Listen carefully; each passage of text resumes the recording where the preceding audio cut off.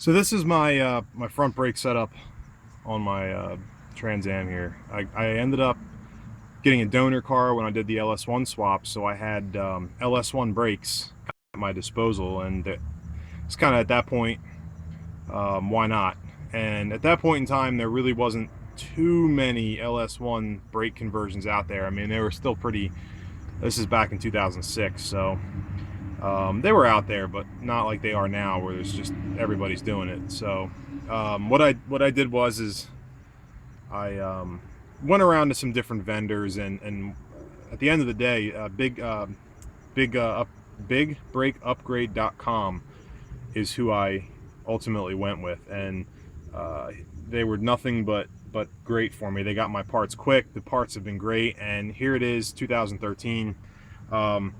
The car's been down, that's true, but you know, when it was on the road, there was a lot of hard miles on these brakes, and I couldn't be happier with this setup. So what I ordered from them was basically the modified spindle, the bracket, and the hub assembly all in one piece, and it came already assembled. The bearings were already in, brand new bearings, brand new bearing cap.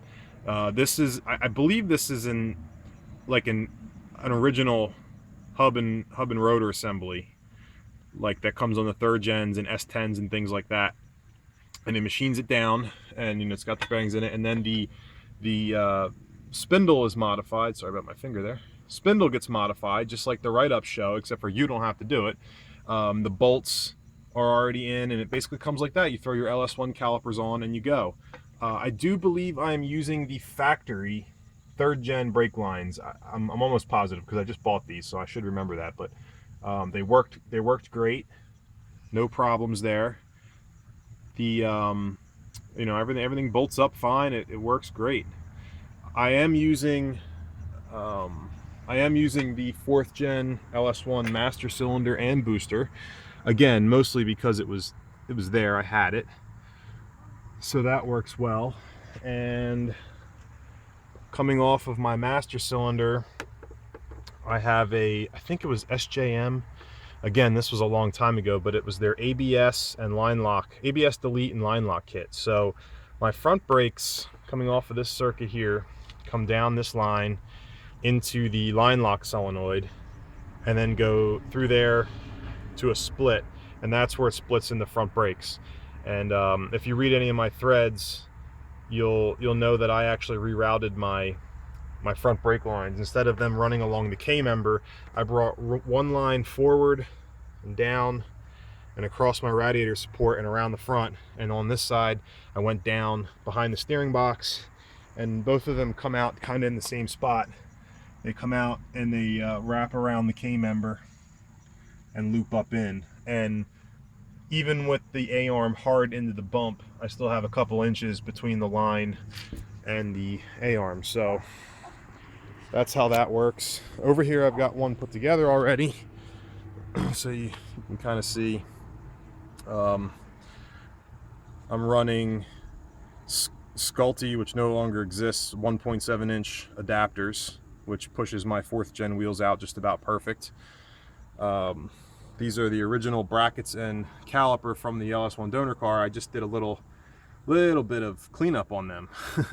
I painted the bracket aluminum cast coat, and the caliper is base coat, clear coat, high temp base coat, clear coat, with one of the stainless stickers you can get from lots of places online. So, and then you can see how let's see if I can get in here. You can see how the brake line fits perfect. And this is it with suspension at full droop, so you know, things are a little out of whack, but not too bad.